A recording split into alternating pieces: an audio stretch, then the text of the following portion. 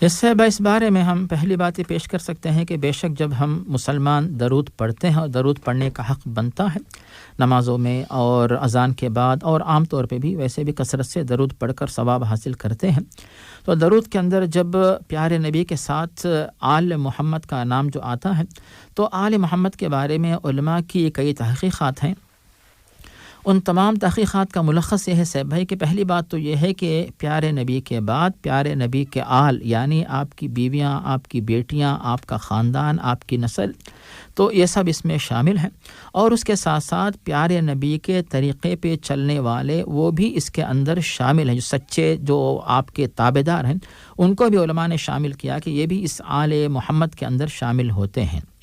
تو یہ تو ہو گئی پہلی بات۔ اور جہاں تک علیہ السلام کی بات ہے تو علیہ الصلاۃ والسلام، صلاۃ و سلام کے بارے میں یہ تو پھر انبیاء کرام کے ساتھ مخصوص ہے، اور جہاں تک اور علیہ الصلاۃ والسلام کے بعد بھی علماء کی تحقیق یہ ہے کہ پیارے نبی کے نام کے بعد اگر کسی کا ذکر آتا ہے تو پھر صلاۃ و سلام میں ان کو بھی شامل کیا جا سکتا ہے۔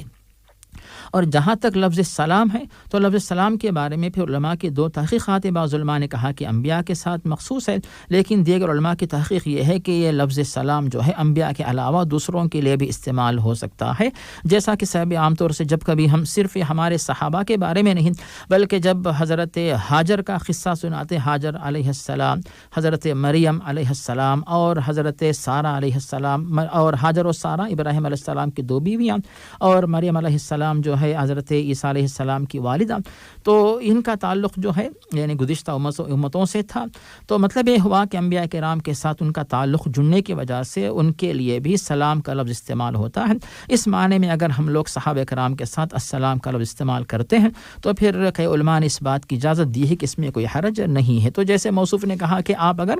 علی کے ساتھ علیہ السلام کہتے تو عمر کے ساتھ بھی علیہ السلام آپ کہیں، کوئی حرج نہیں ہے۔ جیسے بھائی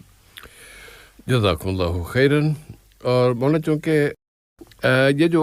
لفظ علیہ السلام ہے نا، ویسے میں تھوڑی سی بات یوں عرض کرنا چاہتا ہوں کہ رضی اللہ عنہ، علیہ الصلاۃ والسلام، علیہ السلام، یہ ہمیں ہمارے مدارس نے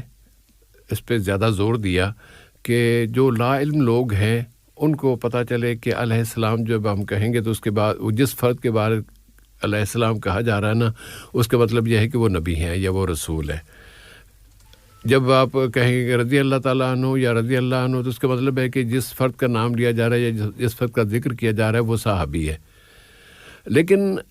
یہ اللہ کے رسول صلی اللہ علیہ وسلم کی طرف سے ایسی کوئی تعلیمات نہیں ہے۔ رضی اللہ عنہ سب، اللہ سب سے راضی ہو، اللہ سب پر سلامتی بھیجے، اللہ سب، ہم تو ایک دوسرے کو السلام علیکم کہتے ہیں، وہ بھی یہی تو ہے نا، علیہ السلام، علیکم السلام، سلامتی کی دعا ہر ایک کے لیے ہے۔ لیکن اگر ہم ان مدارس کے جن کی طرف سے یہ بات باصرار کہی گئی، خود ان کے اپنی کتابیں میں نے خود ذاتی طور پر پڑھی ہیں، ابھی کل ہی ایک کتاب پڑھ رہا تھا اور اس کے ملفوظات کے نام سے، تو اس میں وہ رضی اللہ عنہ اپنے لوگوں کے لیے استعمال کر رہے ہیں جو کہ مخصوص کرتے ہیں۔ بڑا شور مچتا ہے نا کہ آپ نے ان کو رضی اللہ عنہ کیسے کہہ دیا۔ اسی طرح بریلوی، دیوبندی، دونوں مسلکوں میں، دونوں کی کتابوں میں ایسی عبارتیں موجود ہیں جس میں وہ اپنے علماء کو رضی اللہ عنہ کہتے ہیں اور انہوں نے کہا ہے۔ لیکن ہم اگر بطور خاص اگر جب آل رسول پہ اور حضرت علی علیہ السلام کے حوالے سے علیہ السلام کہتے ہیں تو یہ اس کی دلیل امام بخاری ہیں، اس کی دلیل ابو داؤد ہے۔ ابو داؤد میں آپ کو احادیث میں وہ ان کا ذکر مل جائے گا، وہ